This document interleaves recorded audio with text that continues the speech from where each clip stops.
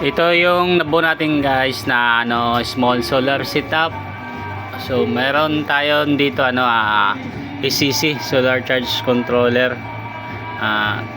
12 to 24 volts siya.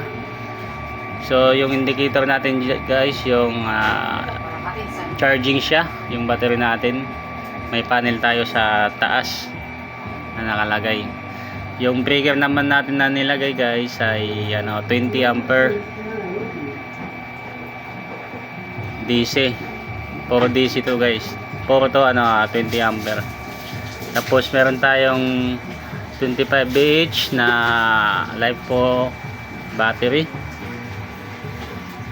Yung niya is 6,000 milliamps yung bawat cells niya, yung bawat isa niya. 4 na piraso. Kaya naging 25 Tapos meron tayong 500 watts na inverter. Tapos may nakalog tayo guys diyan na ceiling fan ito. To 20 volts na to guys yung output niya. To 20 to 30 volts. Tapos ito yung ceiling fan niya guys na naka-load.